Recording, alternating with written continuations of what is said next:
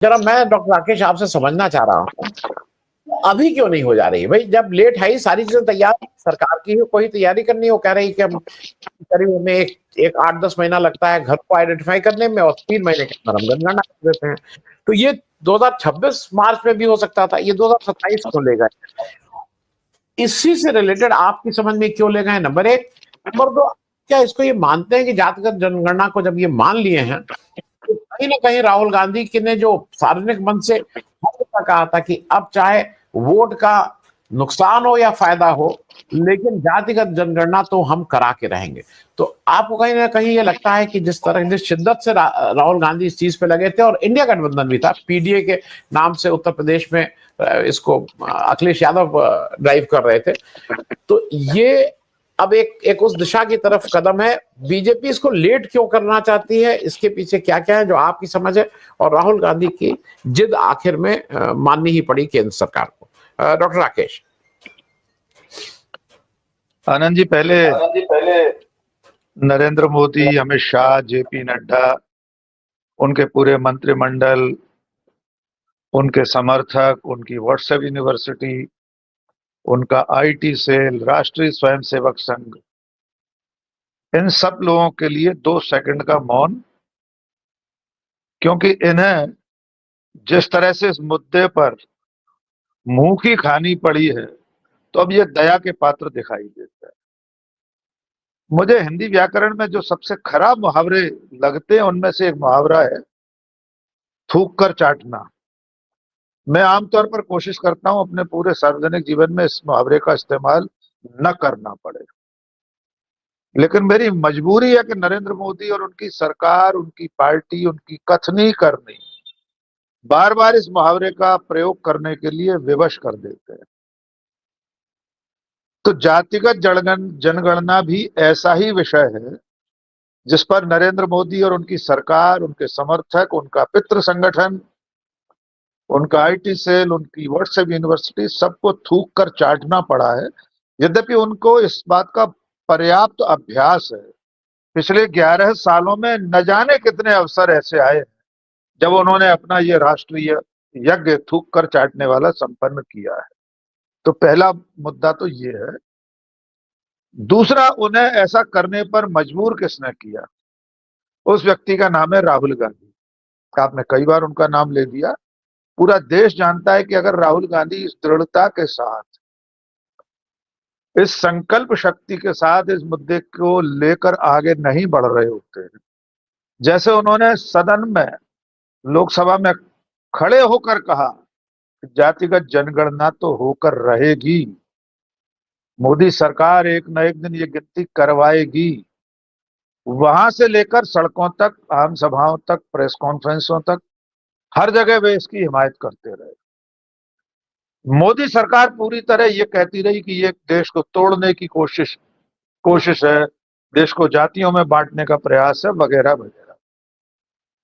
लेकिन इसका जो मूल मंतव्य था राहुल गांधी का कि देश के प्राकृतिक और संवैधानिक संसाधनों का, सरकारी संसाधनों का बंटवारा संख्या के आधार पर होना चाहिए। जितनी जिसकी हिस्सेदारी उतनी उसकी, जितनी जिसकी संख्या भारी उतनी उसकी हिस्सेदारी। अब आते हैं कि नरेंद्र मोदी मजबूर क्यों हुए? क्योंकि उन्हें ऐसा लगने लगा था कि समाज के एक बड़े तबके में, बड़े वर्ग में ये संदेश जा रहा है कि राहुल गांधी हक बात कर रहे हैं, न्याय संगत बात कर रहे हैं, और इसमें कुछ भी गलत नहीं। संयोग से सिर्फ उन लोगों को लिए जो सवर्ण ब्राह्मणवादी विचारधारा के लोग हैं, ब्राह्मणवादी में बहुत स्पष्ट ब्राह्मण शब्द से आशय नहीं, उस विचार से है जो खुद को श्रेष्ठ समझता है, उन सब लोगों को ऐसा लगा कि जैसे उनके हितों पर कोई कुठाराघात होगा इस गिनती से। लेकिन असल में होगा तो यही ना, तो देश की जो 85% आबादी है, क्या उसका प्राकृतिक संसाधनों से लेकर शासकीय संसाधनों तक पर वैसा अधिकार है, वैसे अवसर उसको मिले हैं जैसे होने चाहिए?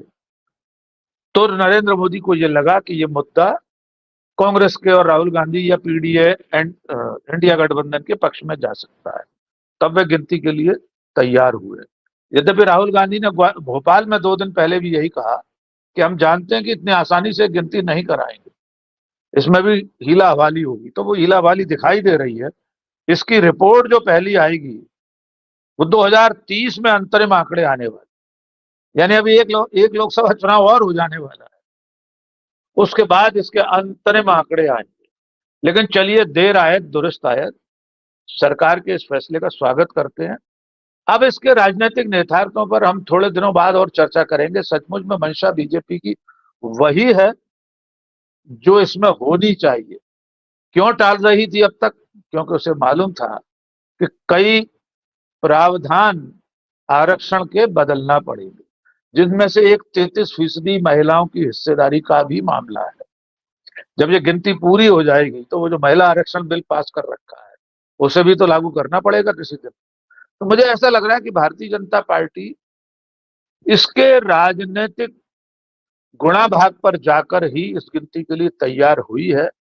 पर अब जब हो जाएगी तभी मानेंगे कि सचमुच में जनगणना हो। जी हाँ। डॉक्टर राकेश, एक चीज अजीब सी हुई है आज जब ये बात आई सुबह जनगणना की, तो एक चीज और आई। पिछले 2-4-5 दिन में लखनऊ में, मैं लखनऊ की बात कर रहा हूं क्योंकि मैंने खुद अपनी आंख से देखा, ये एक काफी जगहों पे ये अब लिखा जा रहा है 1 नेशन 1 इलेक्शन, अब देश की जरूरत 1, और उसके नीचे कोई संस्था अपना नाम नहीं लिख रही है, ना आरएसएस लिख रही है, ना बीजेपी लिख रही है, कोई संस्था नहीं। लेकिन मतलब हाउसिंग सोसाइटी से लेके प्रमुख स्थानों पे एक ये बिल्डअप हो रहा है। और अब हम समझ सकते हैं अगर ये बिल्डअप हो, क्योंकि कल्याण सिंह जी रात में 2 बजे मरे और सुबह 6 बजे होर्डिंग्स लग गई थी पूरी जगह। तो ये कौन संस्था है, कौन क्या करता है, ये सब पता है। ये होर्डिंग खूब कस के लखनऊ में आए हैं। आप लोग भी अपने इलाके में जरा एक बार देख के बताइएगा, कल हम लोग देखेंगे। इसका भी आपको क्या लगता है कि कुछ ना कुछ रिलेशनशिप इस जाति जनगणना से बीजेपी जोड़ तोड़ करेगी, डॉक्टर राकेश?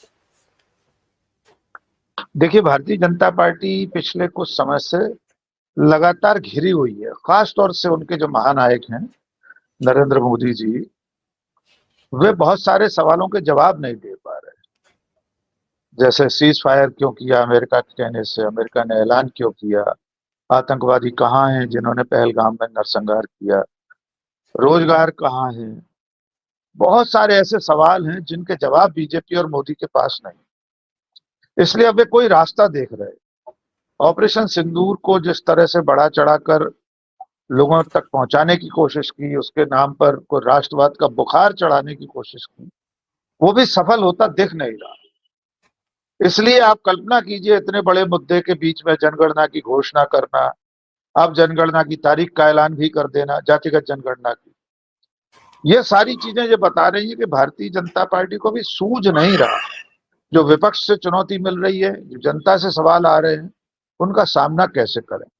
और वो जो आप जिक्र कर रहे हैं, होर्डिंग पोस्टर कौन लगाता है क्या, ये अब कोई पहेली नहीं है। सब जानते हैं कि जो दुनिया का सबसे बड़ा संगठन होने का दावा करता है, तथाकथित स्वयंसेवी संगठन, गैर पंजीकृत है, उसका पंजीयन तक नहीं है। इन सारी चीजों के पीछे इसी तरह के लोग होते हैं। उनका प्रचार करने का तरीका क्या है?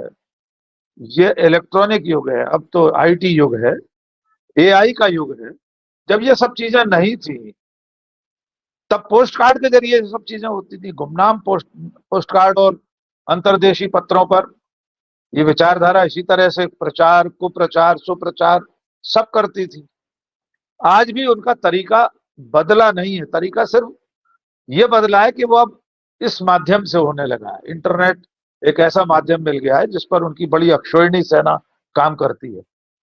तो मुझे ऐसा लग रहा है कि अगर जातिगत जनगणना की बात अभी वे कर रहे हैं बार बार, तो उन्हें ये समझ में आ रहा है कि इसके बिना पार नहीं पाया जा सकता। मैं संदीप जी की बात से सहमत हूं कि हमारे समाज में जाति की जड़ें इतनी गहरी हैं कि आसानी से जाने वाली नहीं है। जाति है कि जाति नहीं, उसी को तोड़ने के लिए पहले ये तो हो कि संख्या तो सामने आ जाए कौन कितना है। और अंततः अगर मोदी सरकार इसके लिए तैयार हुई है तो ये विपक्ष की, कांग्रेस की, राहुल गांधी की बड़ी सफलता तो है ही।